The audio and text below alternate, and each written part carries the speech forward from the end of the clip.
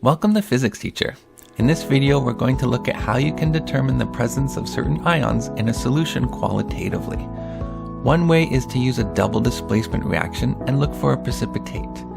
Let's go over an example.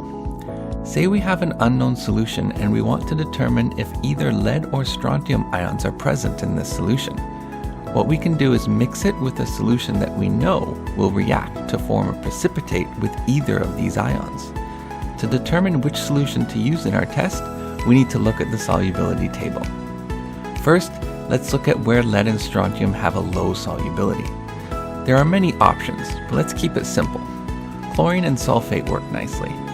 Since sulfate has a low solubility with both lead and strontium, let's use chlorine to first test for lead.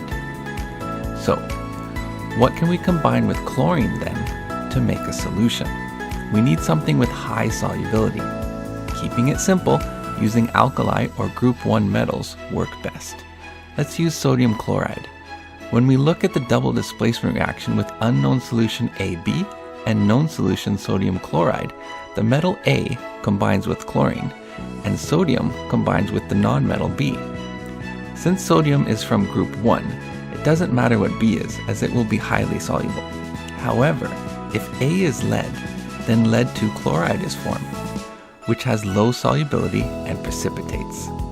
Therefore, if we see that precipitate, we can confirm the presence of lead. If we don't, no lead. Now, if there is a precipitate, filter it out of our solution and let's move on to test for strontium. Once again, what solution should we add to test for strontium ions? We need a compound that will dissolve in water, but when it undergoes a double displacement reaction, will precipitate if strontium is present. Now, since we have determined whether or not lead is present, we can use sulfate to determine if strontium is present. Once again, keep it simple. Sodium sulfate is highly soluble and will work as our known solution. If strontium is present, strontium sulfate is formed in the reaction and precipitates due to its low solubility. If not, then no precipitate will form. And that is how we can qualitatively test for ions in ionic compounds. Be sure to subscribe if you like this video so you don't miss the next one.